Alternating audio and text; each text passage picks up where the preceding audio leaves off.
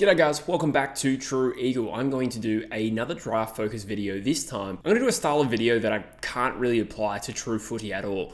What I'm going to do is do a draft rankings of players in an order in which I would like to see them drafted to West Coast. It is a little bit messy to try and do this. However, I've compiled a list of 20 prospects in this year's draft and essentially ordered them in preference as to how I think they would fit West Coast. So not necessarily a ranking of talent. But from this list of 20, I do think it's entirely possible we could get both of our selections in here because I'm going to exclude a bunch of academy players in this, and I'm also going to exclude some key forwards, which I think it would make no sense for West Coast to draft a key forward with either of our first two selections. So as we crack in, I will just show you the exclusions I've got in this video. First of all, there's 6 academy tied or father-son tied players to clubs already, and it is technically possible that West Coast could draft one and a bid doesn't get matched. However, it's less than 1%. So let's just say Levi Ashcroft, Lombard from the Gold Coast Suns, Isaac Kako, Sam Marshall, and the 2 Camprioli boys are 2 players that are just not really in the same talent pool from which we are selecting. I'm also going to go ahead and just say that Harry Armstrong, Jack Whitlock, Jobe Shanahan,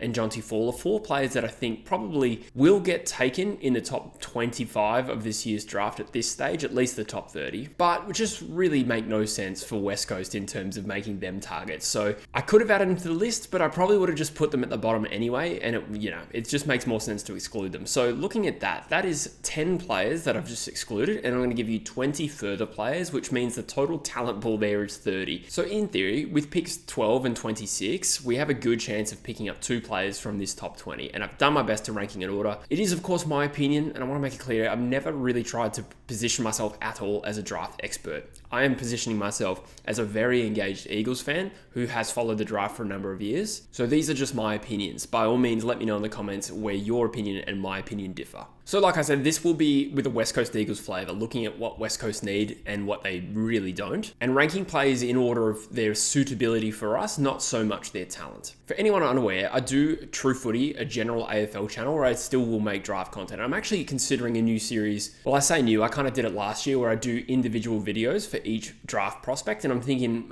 over the next couple of days, I'll start that and do 5, 6, 7-minute videos profiling each individual player in the lead up to the draft. So if you haven't come across True Footy before, I'll leave a link to that in the top right corner of this video and you can check out general AFL draft content. All right, let's stop messing around. Let's get into our top 20. So I have ranked it. Let's just get the top 5 out of the way. I've gone Lawler, Draper, O'Sullivan, Smith, and Langford in that order. Now I have color-coded that list. In red are players that are just not going to be there at our first pick. And that's even being somewhat conservative because there's players below that I still don't think will be available. But those are the 5 that I just cannot fathom get through to pick 12. And I think that's fair to suggest.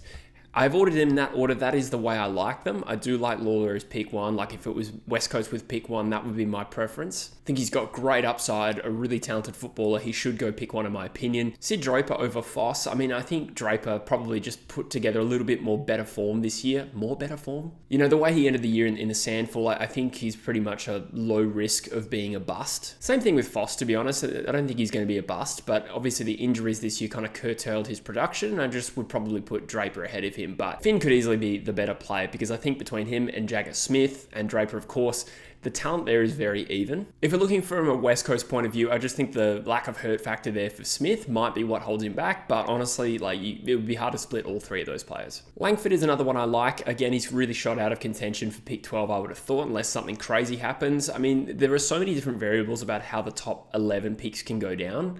Obviously, trades could happen. There's multiple teams with multiple picks as well, with obviously Richmond, St Kilda, and Melbourne ahead of us. And, if they pick one midfielder, do they go for another midfielder? In which case, you could see someone like a Langford slide down, but I just think it's not really likely at all. So let's get to the next couple of players. Now, again, I'm going to go with the color coding here. Josh Smiley and Taj Houghton. I haven't put Smiley in red there because I don't know. I'm not entirely convinced he doesn't slide. However, what does blue mean? Well, I've got 4 players in this top 20, as you'll see by the end of it, about whom I've heard it suggested they are very unwilling to leave Victoria. Again, I don't want to rumour monger, but at the same time, these are very prevalent rumours, and it does affect my ranking a little bit, so I do want to put that into context. But I'm just trying to be honest with you. That is what I've heard. I don't know it's 100% true. But look, just on a talent point of view, Smiley probably, as a pure midfielder, would be my next preference. I think that's fair to suggest. Do I think there's a chance he slides? Yeah, like I said, I did a mock draft earlier this this week. And given that St Kilda had 2 picks, I thought maybe they go Langford and Smiley. Then I thought, point of difference. Why would they pick 2 somewhat similar players? They're not exactly the same sort of player, and I just think there is a chance that Smiley drops because he didn't have the best top age year and he's not athletically blessed. That being said, even though he's in blue there, I'm certainly not going to eliminate him from the ranking because I don't know 100% that it's true. Anyway, we've probably spoken too much about Smiley because he's probably not going to be available. Let's talk about Taj Holton. This one might be my first rogue ranking here because this is a lot higher than others are suggesting, but the reason I think he's not going higher in this year's draft is because he did an ACL this year, and that comes with some perceived risk for sure. But I do think on talent, he belongs in this top 7 in my personal opinion. I think he's a gun. He was originally a forward. His brother Ollie is a forward at St Kilda. I don't think Ollie's played a game, but Taj I think is a little bit taller, but certainly a bit more of a midfielder. He pushes up the ground, wins heaps of footy, pretty high impact player, hits the scoreboard. I think stylistically he really does suit what we're looking for. We're looking for a lot of different things, but I do like Taj Holton as a prospect, so I wanted to give him that respect. I don't think it's super likely he gets to West Coast. He might still be available at pick 12. That is entirely conceivable, but because of the blue colour there, I wouldn't be surprised if West Coast are not considering him. Let's talk about 3 players I've got in green. I've got Beau Allen, Toby Travalia, and Xavier Lindsay. Now, if you've been following this channel for a little while, you've heard me talk about these guys, and the reason they're in green is because this is the group of 3 fairly realistic possibilities for our pick 12. I find them very hard to split on who I actually prefer, so I've kind of grouped them together here. Beau Allen, number 1. I suppose you go off the thinking that if a player is evenly rated, you prioritize the local talent, and Beau Allen would be a good recruit for us. And while there is, a little bit of doubt about him becoming a full-fledged midfielder, he possibly could be, but there is still a little bit of a positional question mark. He's a convert from being a bit of a third tall defender, played a little bit in the forward line, but great leadership, good contested ability, great athlete. I think he plays the game really well, and I think we could do a lot worse than Beau Allen. However, I actually don't expect at this current point in time him to still be available. Even though Fremantle are picking after us now, I've heard that, I think it was Cal Toomey on Gettable, suggests that the Demons really like Beau Allen, and they hold 2 picks and they're both before our first pick, but nonetheless, chuck him in there in the green section. I'm still kind of hoping he's available. Splitting Travalia and Lindsay is also tricky. I think Travalia is probably the higher rated of the 2 talents there. Getting a lot of the comparison to Will Day. Obviously, there's still some doubt that Travalia can transition into the midfield as well as Will Day did. That wasn't expected at the time when Will Day was drafted. It was still very much a question mark, and sometimes it works beautifully, and it has with Will Day, and sometimes players just settle into their original position, and maybe Travalia is just a really good defender who can push up the ground and offer some run and carry. But at worst, that's still a pretty good talent, and it's certainly not something West Coast should turn their nose up at. Especially given, like I've said, around this range, there aren't a lot of pure midfielders going. So there is always going to be some sort of caveat. But at worst, if he's just a good defender, we could do a lot worse than that. Xavier Lindsay might be the most midfield ready of the 3, I would suggest, or at least the guy who spent the most time in the midfield from what I can tell. But he's kind of played everywhere. He's played wing, he's played on the inside, he's played half back as a distributor. I really like his skill set. High production player, wins plenty of the footy, good defensive capabilities from what I can tell, and good ball use. I would be very happy with Xavier Lindsay, and he's one of my faves. So out of those 3, I've got those 3 as the realistic contenders for this pick 12. Now let's get into the next group. Now pick 11, let's go with Cooper Hines. I should say ranking 11, not pick 11. I perhaps didn't expect to have him so high in this ranking until I mapped up all these names, took out all the excluded players and the academy players, and then really considered position. But Cooper Hines might be the next ranked player I have on my list. Now, there's a lot of question around where he's actually going to go, because as it currently stands, you see a lot of rankings, including in my other mock draft. I think I had Cooper Hines still available in the late 20s. I can't actually remember where I put him. I do a lot of content. However, I actually think there's a good chance he starts to bowl. I'd be very surprised if he's still available at our pick 26, and it would be a little bit of a reach at this current point in time. However, in terms of what he brings, he's a very powerfully built contested style midfielder who can float forwards. He's 190 centimeters, good physical contested game. That is something the Eagles are lacking a little bit, strong contested ability. And we do have some good contested midfielders. Obviously, we've got Harley and Elijah, and Clay Hall's contested game is rock solid too. So it's something we haven't drafted for. However, in this new modern style that we're playing with a real focus on contest, I can see West Coast looking at this Vic Country boy from the Dandenong Stingrays, if I'm not mistaken. He's got good forward utility, kicks goals. I wouldn't be surprised if he really bolts into contention. And, again, I still think that at least one of Travalia and Lindsay will be available, probably not Bo Allen. So is there a chance we take him at 12? Again, that would be considered a reach right now, but things do change quickly up into the lead up of the draft. And if you told me right now that Cooper Hines is going to bolt into being in contention for a top 15 selection and by extension West Coast, I wouldn't be surprised. I think there is some talent there and I do think he suits us. We do like our Vic Country boys as well. There's a bit of a perceived less risk with Vic Country kids, presumably because, they're not from the city of Melbourne, so being homesick doesn't really apply as much. Anyway, on talent and, the attributes that he has, I actually do think he's a good fit for us. So everything after this gets a little bit rogue. It's a little bit hard to differentiate between different players because some of these players aren't really positions we need, but I really have started to like Ollie Hannaford, who I'm going to rank 12th. Again, another bolter, and possibly, as it currently stands, one player that is expected to fall between our two picks. Is it my preference for us to take it pick 12? I think it would be an odd selection given, he's kind of more of a small forward, but he is actually also a small midfielder and I like that too. So I guess it comes down to the West Coast recruiters who are far more qualified than I am. If they make an assessment of him and think, yeah, you could actually at least play reasonable minutes in the midfield at AFL level, then that will help his stocks a little bit because he's done that at the Coates Talent League. He can win clearances. He's a really talented goal-kicking player as well. And I just think on talent, we probably don't need a small medium forward who can rotate through the midfield, but if he's a gun, then who cares if we've got, an oversupply of guys like Jack Graham and Jamie Cripps and Jack Petruccelli, I think on talent, he fits the bill. Like I said, I've ranked him lower than some of these other guys, but it's not as though there's too many genuine midfielders that I've ranked below him. Similarly, Joe Berry at 13. Again, another Vic Country boy, this fella. He is a small forward, but again, has shown some utility to play in other parts of the ground. He could be a small wingman and potentially a release player off halfback. He has played those roles at junior level as well. And again, I just think this guy will be a good AFL player from what I've seen. Not a position of need, but does tick the box in terms of talent and maybe becomes a wingman for us.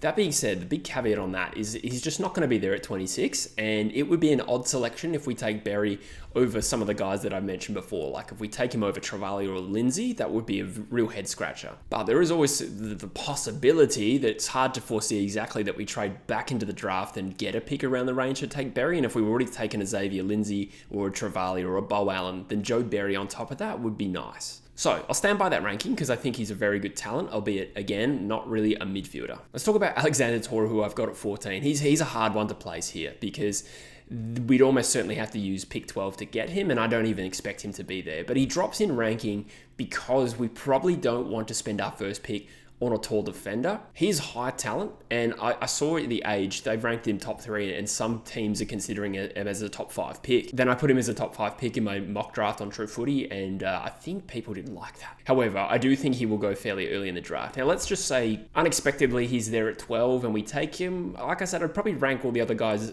ahead of him because of the positions they play, but it's not as though we don't need a tall defender.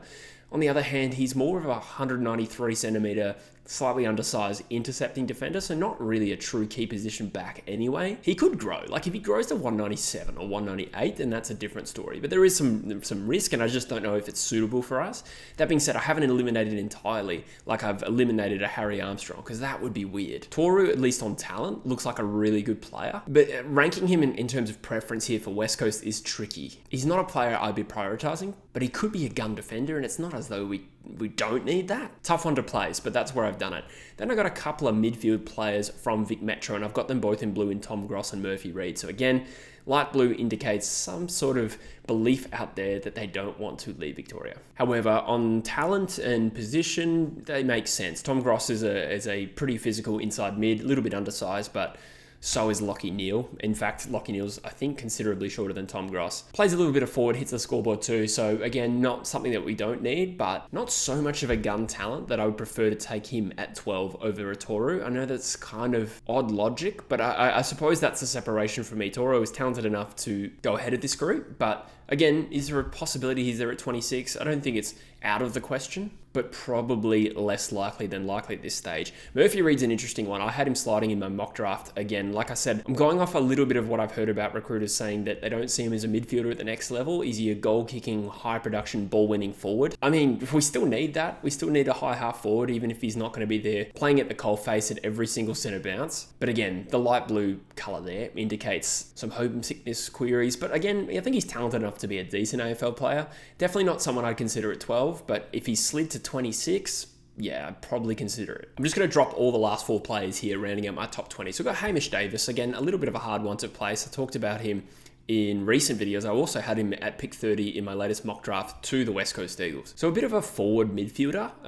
He's been described as a bit of a Will Hayward style marking forward, and he does hit the scoreboard pretty well. And in recent times, he's pushed into the midfield, shown great endurance, great running capacity, and production. Wins plenty of the footy. Not the most damaging by foot, but I don't think he's a horrendous ball user. But not to compare him to Andrew Embley, because Andrew Embley is a gun Norm Smith medalist, but I don't think Embley was an amazing kick. He was just an amazing runner, and when he went forward, he hit the scoreboard too. So there's that sort of kind of appeal for Hamish Davis. And again, not somebody I'd really want us to take at pick 12, but again, this is the 17th player here. And I've also eliminated 10 players. So we're really talking about pick 27. So again, it comes into the range for our second pick. I like what I've seen. And again, the local thing probably just shifts him ahead of someone like a Jack Off. Now, that is one of the most unfortunate names I've ever seen in my time following the draft. I'm shaking my head at his parents. There is no way that is an accident. Anyway, a bit of a bolter out of Victoria, similar to Bo Allen, another player that I think played third tall defender, then moved into the midfield, and he's quite a silky style midfielder, balanced inside and out. Doesn't have amazing hurt factor, but he wins plenty of the footy. One of those players that, from what I can tell, tends to use his time really well. You know how some players don't appear to be fast, but they generally don't get caught? That's young Off here. We'd also have the awkward reality where we have a player called Hoff and then Off, and you'd be like, who do you mean? I mean Jack Off, and then... Being a midfielder, I have rocketed him up the rankings over some players that will undoubtedly go higher in the draft, namely some key forwards and some key backs. So let's talk about a couple of tall defenders here. Luke Traynor is an awkward one to guess where he's going to go. So I'm well aware that there's some concussion doubt about Luke Traynor. Earlier in the year, he looked like a top 5 prospect. Not quite a true key back, more of an intercepting defender with good rebound game. So he actually is a good player, which I don't want to get lost in this. So if he's still there at 26, on talent, absolutely leap all over him. However, there is some room around concussion. I don't know to what extent he is struggling with concussion. And if that's true, it's really unfortunate. It's undoubtedly going to hurt his draft ranking. But let's just assume that if he's there, and this is purely a talent decision, we'd be crazy not to take him at 26. We would probably still need to draft a genuine key back, potentially with a later pick by trading back in. So Luke Traynor in itself would not answer the question about our defensive issues, but a quality intercepting defender who can really hurt the opposition with his ball use out of the back half, I think on talent and style, it makes sense for us. It's just so much uncertainty with Luke Traynor. I don't know what's real and what's not. And to be fair, that's also the same thing with the homesickness thing around other players. But I have seen this pop up a lot around Luke Traynor, and he might be slipping. So honestly, I just hope the kid's okay. And it made it very awkward to try and rank in this list. Naturally, if he's got a horrendous concussion history or situation, it makes him a little bit harder to draft, as much as I hate to say that. And finally, rounding up my top 20, I've got Noel Moraz. This is a player who I think is quite talented. I think he's 198 centimeters, key position player that I think has played a bit of every position from what I can tell, but it is a key defender and is tall enough to be that kind of key defender that we lack. Now, he did a pretty bad navicular foot injury, I think it was, earlier in the year, and I don't think he played much footy after that. So he slid down the rankings, but on talent, I think it kind of makes sense for us positionally. It does make sense for us. And perhaps, we'll move on to players that I eliminated from this to make more sense. So I didn't include Matt Whitlock, who was line ball. You could have had him over Moraz. It's hard to rank those two. James Barrett is a player that is bolting as well as a sort of a utility that's played both forward and back, but a bit undersized and probably not as skillful as a Luke Traynor, so he didn't quite make the cut. Christian Moraes, again, we could consider as a wingman who hits the scoreboard. I do like him, but his ball use isn't great, doesn't win a lot of his own footy. And other players I've talked about, like Jesse Totoli and Harrison Oliver, probably just for the players that they are. Maybe you could talk me into Totoli at our second pick, actually, now I think about it. But someone like a Harrison Oliver is a bit of a small defender, and I just don't think you spend a pick in the top 30 of this year's draft on a 181 centimeter defender. But if we get him later in the draft, I'll be happy, i.e. by trading back in. I also didn't include Alex Dodson because I just couldn't fit him in, considering we don't really need to spend one of these 2 picks on a ruck, in my opinion. Key defender, yes. I wouldn't say it's not a need entirely, which is why I didn't eliminate the ruck position, but I certainly eliminated key forwards. I think it would be more crazy to spend one of our 2 picks on a key forward than it would be a ruck. We do have a need for it, but again, I think what we need to look at is probably improving the best 22 rucks. For now, I'm hoping Matt Flynn and Bailey Williams have improved seasons next year, and if that continues to be a problem, we're going to have to recruit a mature age one. But drafting someone like an Alex Dodson, who could be in this top 20 on talent, is probably just not right for us. And at the end of the day, I'm looking at this through a West Coast Eagles lens. Anyway, guys, I hope this was helpful. Let me know in the comments what you agree with and disagree with. Again, it wouldn't be the first time that a comment has shaped my own opinion or allowed me to look into other things to help round out my opinion. But I hope this was helpful. Let me know what you agree with and disagree with. And for now, I'll see you in the next one. Cheers.